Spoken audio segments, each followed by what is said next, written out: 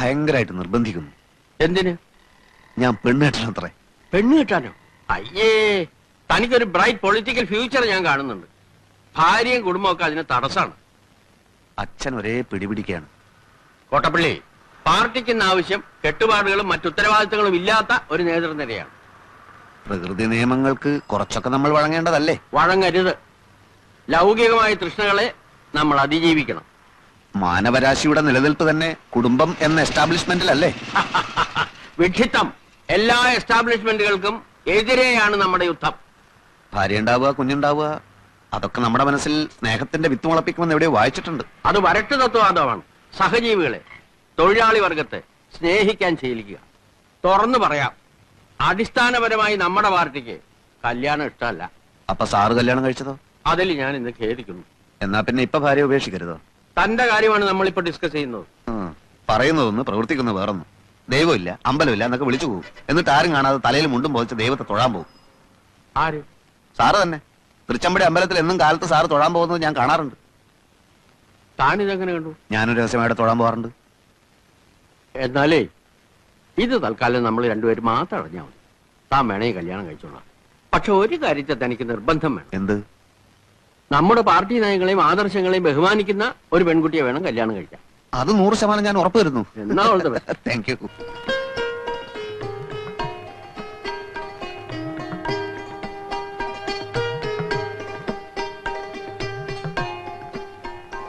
ശരിക്കും നോക്കിക്കോളൂ. അപ്പൊ പറഞ്ഞൊക്കെ ഓർമ്മയുണ്ടല്ലോ, പാർട്ടിക്കാര്യം മിണ്ടരുത്, വക്കീലാണ്, കോടതി പോകും നോക്കിയാ പറഞ്ഞിട്ടുള്ളത്. അങ്ങനെ നുണ പറയേണ്ട കാര്യമൊന്നും എനിക്കില്ല. എന്താ? ഒന്നുമില്ല, ചില കോടതി കാര്യങ്ങൾ പറയായിരുന്നു. അല്ല, റവല്യൂഷണറി ഡെമോക്രാറ്റിക് പാർട്ടിയിലെ ഒരു ബുദ്ധിജീവിയാണ് ഞാൻ. ഒരു തമാശക്ക് സൈഡായിട്ട് ഉണ്ട്. തമാശക്കോ? പാർട്ടി എന്റെ ജീവാത്മാവും പരമാത്മാവുമാണ്. എനിക്ക് പെൺകുട്ടിയോട് ചില കാര്യങ്ങൾ ചോദിച്ചറിയാനുണ്ട്. അധ്വാനിക്കുന്ന തൊഴിലാളി വർഗത്തിന്റെ മോചനത്തിന് വേണ്ടി തോളോട് തോൾ ചേർന്ന് പ്രവർത്തിക്കാൻ തയ്യാറുണ്ടോ? പറയൂ. വേണ്ട, ഞാൻ തയ്യാറെടുപ്പിച്ചോളാം. കുട്ടിയുടെ സാമൂഹ്യ ബോധം എനിക്കൊന്ന് പരിശോധിക്കണം. ബൂർഷാസി കം സലീം എന്ന് പറയുന്ന പുസ്തകം വായിച്ചിട്ടുണ്ടോ? അല്ലെങ്കിൽ down trodden a question mark, അഡിൽ സക്സലിയുടെ പുസ്തകം? അതുമല്ലെങ്കിൽ ദാസ് ക്യാപിറ്റൽ? എന്താ വായനാശീലം ഇല്ലേ? അതൊക്കെയുണ്ട്. മംഗളം വാരികയിലും മനോരമയിലും വരുന്ന മിക്ക നോവലുകളും ഇവിടെ ഞങ്ങൾ എല്ലാവരും വായിക്കാറുണ്ട്. അത്രേ ഉള്ളൂ. ശരി, വായിച്ച നോവലുകളിൽ ഏറ്റവും ഇഷ്ടപ്പെട്ട നോവൽ ഏതാണ്? ഏതാ മോളെ? അത് ഏതായാലും പറഞ്ഞേക്ക്. ഏറ്റവും ഇഷ്ടപ്പെട്ടത് മനോരമയിലെ ഹവ ബീച്ച്. ഹവ ബീച്ചോ? അതെന്ത് ബീച്ചാണ്? അതേതെങ്കിലും ഫോറിൻ ബീച്ച് ആയിരിക്കും. കോട്ടയം പുഷ്പനാഥനെയും മാത്യു മറ്റത്തിനെയും മോൾക്ക് വലിയ ഇഷ്ടാ. ഇഷ്ടം എന്ന് പറഞ്ഞാൽ അത് സാരമില്ല. എനിക്ക് ചില നിബന്ധനകൾ മുമ്പോട്ട് വെക്കാനുണ്ട്. കല്യാണത്തിന് ആർഭാടങ്ങളൊന്നും പാടില്ല. ഞങ്ങളുടെ പാർട്ടി ഓഫീസിൽ വെച്ച് വളരെ ലളിതമായ ഒരു ചടങ്ങ്. ഞാനൊരു രക്തഹാരം അങ്ങോട്ടണിയിക്കും, കുട്ടി ഒരു രക്തഹാരം ഇങ്ങോട്ടണിയിക്കും. അതിനുശേഷം അരമണിക്കൂർ നേരം ഞങ്ങളുടെ പാർട്ടി പ്രവർത്തകർ ഞങ്ങളുടെ പാർട്ടി സൂക്തങ്ങൾ ഉറക്കെ ചൊല്ലും. പിന്നെ ഒരു ഗ്ലാസ് നാരങ്ങ വെള്ളം. ചടങ്ങ് തീർന്നു. ഞാൻ അധികവും അണ്ടർഗ്രൗണ്ടിലായിരിക്കും, ഒളിവിൽ. ശ്രീമാൻ തോപ്പിൽ ഭാസിയുടെ ഒളിവിലെ ഓർമ്മകൾ വായിച്ചിട്ടില്ലേ? അതുപോലൊരു ജീവിതമായിരിക്കും മിക്കപ്പോഴും. NSP ഞങ്ങളെ വേട്ടയാടുകയാണല്ലോ. ചിലപ്പോൾ ലോക്കപ്പിലോ ജയിലിലോ ആയെന്ന് വരാം. ഒരു വിപ്ലവകാരിയുടെ ഭാര്യ എന്തും സഹിക്കാൻ പ്രാപ്തയായിരിക്കണം. ചിലപ്പോൾ കുട്ടി വെടിയുണ്ടകൾ നേരിടേണ്ടി വന്നേക്കാം. അപ്പോൾ വിരിമാർ കാണിച്ചു കൊടുക്കേണ്ടി വരും. മോളകത്തേക്ക് വെക്കോ. അച്ഛൻ നേരം നീ വന്നേ. താനൊരു ഭ്രാന്തനെയാണോ എന്റെ മോക്ക് ഭർത്താവായി കൊണ്ടുവന്നിരിക്കുന്നത്? എന്നോട് ക്ഷമിക്കണം, ഇത്രയും ഞാൻ പ്രതീക്ഷിച്ചില്ല. എത്രയും പെട്ടെന്ന് അവനെ പിടിച്ചോണ്ട് പോയില്ലെങ്കിൽ നല്ല ചുട്ട അടി കിട്ടും പറഞ്ഞു. അയ്യോ വേണ്ട വേണ്ട, ഇപ്പൊ പോയേക്കാം. എന്നിട്ടേ പോവാ.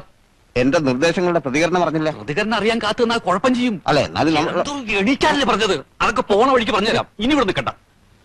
അതിൽ വലിയ തെറ്റൊന്നും ഞാൻ കാണുന്നില്ല. കല്യാണത്തിന് മുമ്പ് എല്ലാം തുറന്ന് പറയുന്നതല്ലേ നല്ലത്. ഇതാണോ തുറന്നു പറയല്? വെടിവെപ്പ് ഉണ്ടാവും, ജയിലിൽ കിടക്കുന്നൊക്കെ പറഞ്ഞപ്പോ ആ പെണ്ണും തന്തയും പേടിച്ചു പോയി. ആ തന്തനെ തല്ലില്ലെന്ന് മാത്രമേ ഉള്ളൂ. ഈ വക നാറിയ പരിപാടിക്ക് മേലാ രാഘവട്ടനെ അയക്കരുത്. അങ്ങനെ പറഞ്ഞാ എനിക്ക് പറ്റില്ല തന്നെ. രണ്ടാൾക്കും വാചകടി വളരെ കൂടുതലാച്ചാ. ഏത് രണ്ടാൾക്കും? പ്രഭേട്ടനും പ്രകാശേട്ടനും. വാചകടി മാത്രമേ ഉള്ളൂ, അതല്ലേ കഷ്ടം. ഏട്ടന്മാരെ കുറിച്ച് ഇങ്ങനൊന്നും പറയരുത് മോളെ. എങ്ങനെയാച്ചാ പറയാതിരിക്കാ? ഇന്നാള് പ്രഭേട്ടൻ എന്നോട് പറയാ RDPയുടെ ജാഥയിൽ മുദ്രാവാക്യം വിളിച്ച് നടക്കാൻ.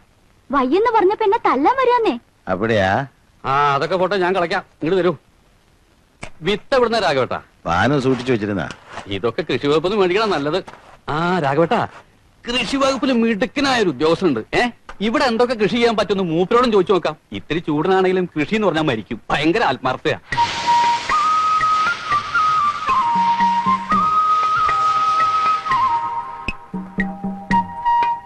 കണ്ടില്ലേ, വളമല്ലത്, കീടനാശിനിയാണ്. കടക്കലല്ല, ഇലകളിൽ വേണം അടിക്കാൻ. അടിച്ചോളൂ. പൗഡർ മിൽസ് ആണ് രോഗം. കരാത്തേൻ 1 ലിറ്റർ വെള്ളത്തിൽ 1 ഗ്രാം കലക്കി അടിക്കണം. ഇലചുരുട്ടി പുഴുവാണെങ്കിൽ സൈത്യോൺ 10% CP ചാരവും ചേർത്ത് വെതറിയാൽ മതി. കീടനാശിനികൾ തന്നെ ആവശ്യമില്ലാത്ത ഇനങ്ങളുണ്ടായിരുന്നു. പൂസ സവാനി, എന്താ അവന്റെ പ്രതിരോധ ശക്തി. അച്ഛനാർക്ക് ഞാൻ ഒരിക്കൽ തന്നിട്ടില്ലേ വിത്ത്? ഉവ്വ തന്നു. നിങ്ങളിപ്പോ പൊയ്ക്കോ, സമയം പോലെ ഞാനങ്ങ് വന്നേക്കാം. ഈ മനുഷ്യൻ മരുന്നടിക്കാൻ അറിയില്ല. സോയിൽ ടെസ്റ്റ് ഉദയവാനോ പ്രശ്നമല്ല, ലാവിലേക്കേണ്ട കാര്യമില്ല. ഒരു പിടി മണ്ണ് വാരി ഒറ്റ നോട്ടത്തിൽ ഞാൻ പറയും ക്ഷാരമാണോ, അമ്ലത്തുണ്ടോ, വെള്ളക്കെട്ടുണ്ടോ, നൈട്രജൻ ശതമാനം എത്രന്നൊക്കെ. അത് കഴിഞ്ഞിട്ട് നമുക്ക് തീരുമാനിക്കാം എങ്ങനെ വളം ചെയ്യണമെന്ന്. മണ്ണ് ലാബിൽ അയച്ചാ അവിടെ ഉള്ളത് എന്താ? യന്ത്രങ്ങൾക്ക് തെറ്റുപറ്റാം, പക്ഷെ എനിക്ക് തെറ്റുപറ്റില്ല. ഇപ്പൊ ലാബുകാർ തന്നെ അവരുടെ യന്ത്രങ്ങൾ തകരാറിലാകുമ്പോ മണ്ണിന്റെ സാമ്പിൾ എന്റെ അടുത്തേക്ക് അയക്കാം. ഞാൻ മിനിറ്റ് വെച്ച് പരിശോധിച്ച് റിസൾട്ട് അയച്ചു കൊടുക്കും. ഡിപ്പാർട്ട്മെന്റിന് തന്നെ എന്നെ പേടിയാ. മണ്ണുദയ ഭാനു എന്നാണ് അവർ സ്വകാര്യമായിട്ട് എന്നെ കളിയാക്കി വിളിക്കുന്നത്. എനിക്കത് കേൾക്കുമ്പോൾ ഉള്ളി സന്തോഷ. മണ്ണുദയ ഭാനു കൊള്ളല്ലേ? അപ്പൊ ശരി, പറഞ്ഞ പോലെ. ഭയങ്കരമായ ആള്. വെറും ഭയങ്കരനല്ല, ഭയങ്കരമായ ആള്. പെട്ടി എത്ര മണിക്കാ വണ്ടി? 10:45. അകത്തൊന്നും നേരാൻ വണ്ണം വൃത്തിയാക്കാൻ പറ്റിയിട്ടില്ല. ഓ, അതൊന്നും കുഴപ്പമില്ല. ഞങ്ങളെ ആരെയും മറക്കാതിരുന്നേച്ചാ മതി. അത് കൊള്ളാം. ചിലപ്പോ ഉടനെ തന്നെ ഇങ്ങോട്ട് സ്ഥലം മാറ്റം കാണും. അപ്പൊ ഈ വീട്ടിൽ തന്നെ വരുവേ. മക്കളെ ആന്റിയോടൊക്കെ ടാറ്റ പറ. വീട്ടു സാധനങ്ങളൊക്കെ അവിടെ എത്തിക്കാണോ അല്ലേ? എത്തിക്കാണും. ഇവരെ രണ്ടുപേരും കാസർഗോഡ് സ്കൂളിൽ ചേർത്തല്ലോ. ഇപ്പൊ തന്നെ ക്ലാസ് ഒരുപാട് പോയെന്നേ. ആനന്ദേട്ടൻ റെയിൽവേ സ്റ്റേഷനിൽ വരില്ലേ? പിന്നെ വരാണ്ട്. പോട്ടെ അമ്മൂട്ടി. ഞങ്ങൾക്ക് കാസർഗോഡ് വല്ലതും അറിയാവോ? കാസർഗോഡ് പിന്നെ ഒരു 20 കിലോമീറ്റർ പോണോ അത്രേ. അയ്യോ, വർത്താനം പറഞ്ഞു നിന്ന് നേരം അങ്ങ് പോകും. കേറിയാട്ടെ.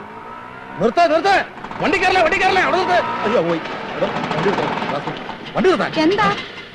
അയ്യോ, എന്റെ ജീവൻ പോയില്ലേ. എന്താന്ന്? നിങ്ങൾ സ്റ്റേഷനിലേക്ക് വിട്ടു കാണുമെന്ന് വിചാരിച്ച് മരണ സ്പീഡിലാണ് എന്നെ ഓട്ടോ വിട്ടത്. എന്നെ കാസർഗോഡ് പാറശാലയ്ക്ക് സ്ഥലം മാറ്റി. എന്റെ ഈശ്വര, ഇത്രയും പെട്ടെന്ന് പിന്നെ ഒരു സ്ഥലം മാറ്റോ? അനുഭവിക്കണ്ടൊക്കെ അനുഭവിച്ചല്ലേ പറ്റൂ നാരായണ. അയ്യോ ആനന്ദേട്ടാ, നമ്മുടെ വീട്ടു സാധനങ്ങളൊക്കെ ലോറി കയറ്റി അങ്ങോട്ട് അയച്ചല്ലോ. എങ്ങോട്ട്? കാസർഗോട്ടേക്ക്. തൊലച്ചു. അതൊക്കെ പിന്നെ അയച്ചാ പോരായിരുന്നു.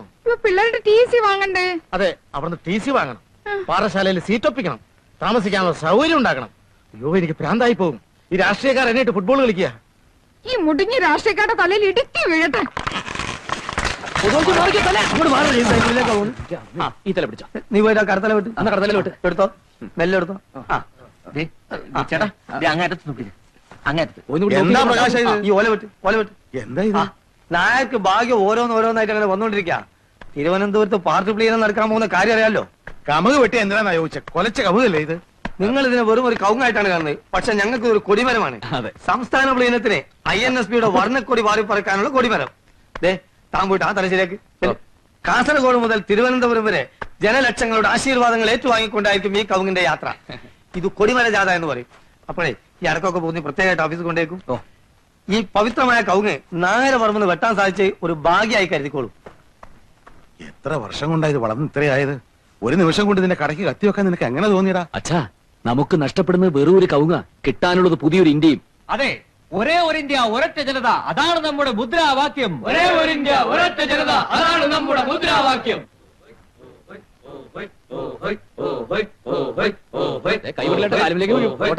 എന്താ ചേച്ചി, എന്തൊക്കെയുണ്ട് വിശേഷങ്ങള്? എന്ത് വിശേഷം പ്രകാശ? പിള്ളേർ രണ്ടുപേരും കൊച്ചുമാമനെ കാണണം എന്ന് പറഞ്ഞ് ഒരേ കരച്ചില് അല്ലേ? ഉടനെ വന്നേക്കണം. അതിലാർക്കും ക്ഷീണം പറ്റാ ക്യാരക്ടർ പിടിക്കണ്ടേ? വിട്ട് ഞാൻ വന്നേക്കാം. ഇപ്പൊ സന്തോഷമായല്ലോ രണ്ടാൾക്കും. ഇനി ഓടിച്ചെന്ന് കൊച്ചുമാവനൊരു ഉമ്മ.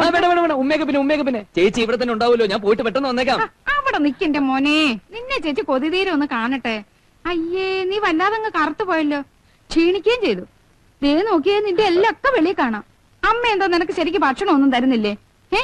ഈ അമ്മയുടെ ഒരു കാര്യം, എപ്പോ നോക്കിയാലും ഒരു സാമ്പാറും തരും. ചാവണ വരെ ഇനി അത് മാറില്ല. നീ അങ്ങോട്ട് വാ, ചേച്ചി നിനക്ക് ഇറച്ചി മീനും ഒക്കെ വെച്ച് ചോറ് തരും. അതിനൊക്കെ സമയമുണ്ടല്ലോ ചേച്ചി. അല്ല, ചേച്ചി കാസർഗോഡ് പോയില്ലേ? ഓ, അതൊന്നും പറയണ്ട എന്റെ മോനെ. ആനന്ദേട്ടൻ കാസർഗോഡ് എന്ന് ചാർജ് എടുത്ത് 4 ദിവസം കഴിയണേന് മുമ്പേ ദേ പാറശാലയ്ക്ക് തട്ടി. ഓഹോ, കൊച്ചുകൊള്ള ഒന്നും അറിയാത്ത പോലെ.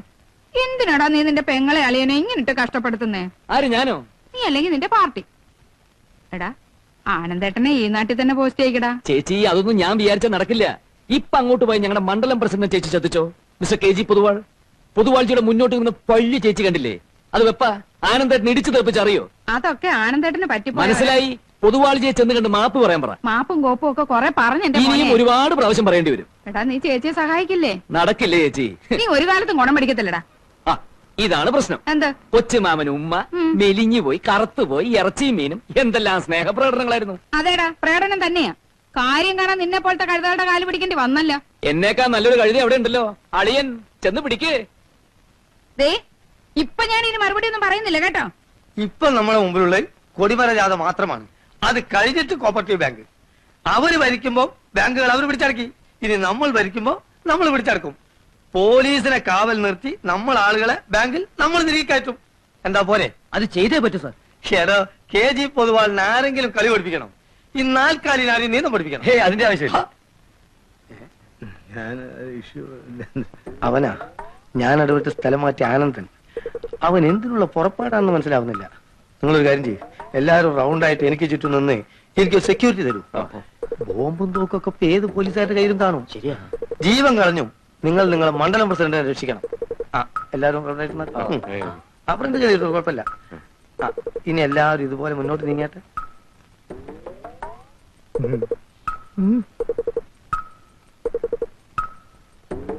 നമസ്കാരം. എന്തു വേണം? എന്നെ രക്ഷിക്കണം.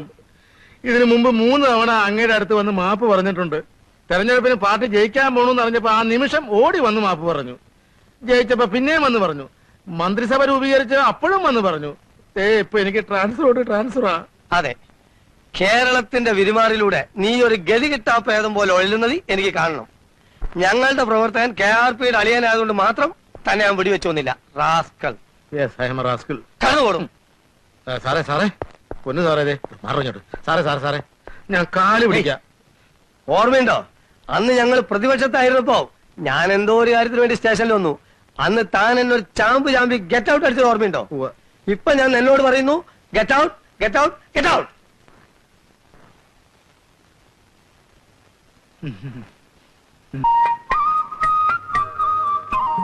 ഈ ഏരിയ മുഴുവൻ ലാറ്ററൈറ്റ് കലർന്ന മണ്ണാണുള്ളത്.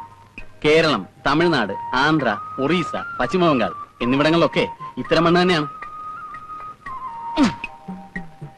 നിങ്ങൾ എന്തുകൊണ്ടാണ് ഇതുവരെ ഇടകൃഷി ഒന്നും ചെയ്യാറുതെന്നാണ് ഞാൻ ചോദിക്കുന്നത്. വാഴ നടാമായിരുന്നു, മരച്ചീനി നടാമായിരുന്നു, മറ്റു പച്ചക്കറികൾ നടാമായിരുന്നു. എല്ലാറ്റിനും പറ്റിയ മണ്ണാണിത്. മൂപ്പര് റിട്ടയർ ചെയ്തിട്ട് തമിഴ്നാട്ടിൽ നിന്ന് ഇപ്പൊ വന്നുള്ളൂ. പിന്നെ 3 മാസമുള്ളത് മേടിച്ചിട്ട്. 3 മാസം ഒരു ചെറിയ കാലയളവാണോ? ഏത് സമയത്തും നടാവുന്ന ഒന്നാണല്ലോ വെണ്ട. 5 ദിവസം കൊണ്ട് മുളക്കില്ലേ? വളരെ പെട്ടെന്ന് കായ്ക്കില്ലേ? എന്തുകൊണ്ട് വെണ്ട നട്ടില്ല? പോട്ടെ, ചീര നടാമായിരുന്നല്ലോ. അതിന് ഇദ്ദേഹം തമിഴ്നാട്ടിൽ നിന്ന് ഇവിടെ വരെ വരേണ്ട കാര്യമുണ്ടോ? വീട്ടിലാളില്ലേ? നാട്ടിൽ പണിക്കാരില്ലേ? കണ്ണാറ ലോക്കൽ എന്ന് പറയുന്ന ഒരിനം ചീരയാണ് നടേണ്ടത്. നമ്മളെപ്പോഴും മണ്ണിന് ജോലി കൊടുക്കണം. പ്രായമായി വെറുതെ നിൽക്കുന്ന പെണ്ണും കൃഷി ചെയ്യാതെ കിടക്കുന്ന മണ്ണും ദൈവം കണ്ടാൽ അതിനിടയാക്കിയവരെ ശപിക്കും. മനസ്സിലായോ? അച്ഛാ ചായ. ഈ കുട്ടി ആരാണ് അച്ഛാന്ന് വിളിച്ചത്? രാഘവേട്ടനെ അവനെ വഴിയുള്ളൂ. എന്ന് വെച്ചാ ഈ തൊടിയുടെ ഉടമസ്ഥന്റെ മകൾ. ഈ കുട്ടി എന്ത് ചെയ്യുന്നു? ഈ കുട്ടി പ്രീ ഡിഗ്രിക്ക് തോറ്റു. ഓഹോ, അപ്പൊ വെണ്ടകൃഷിയും ചീരകൃഷി ഈ കുട്ടിക്ക് ചെയ്യാമായിരുന്നല്ലോ. ആ നിക്കട്ടെ, മണ്ണ് പരിശോധന പൂർണ്ണമായിട്ടില്ല. മാമ്പഴമാണോ? അതെ.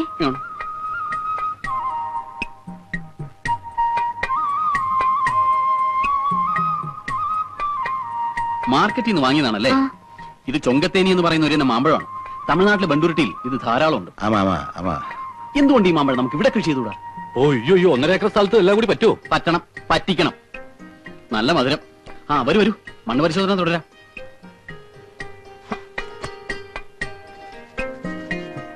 കണ്ടോ, ഈ തട്ടിലെ മണ്ണിന് അമ്ലത്വം കൂടുതലാണ്.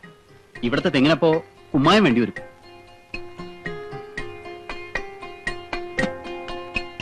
നൈട്രജൻ കുറവാ, യൂറിയം വേണ്ടി വരും.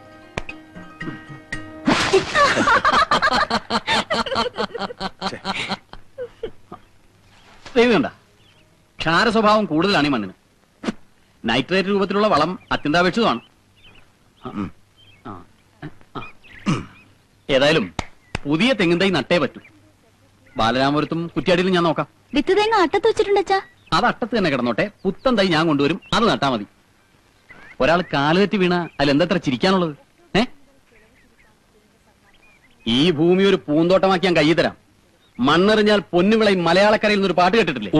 അതുപോലെ തേങ്ങയും മാങ്ങയും വാഴയും വെണ്ടയും ചീരയും വഴുതനയും ചുക്കും കുരുമുളകും ഇഞ്ചിയും പച്ചമുളകും വേപ്പലയും എല്ലാം പൂത്തൊളിഞ്ഞു നിൽക്കുന്ന ഒരു പൂങ്കാവനമാണ് എന്റെ സങ്കല്പത്തിലുള്ളത്. വരട്ടെ.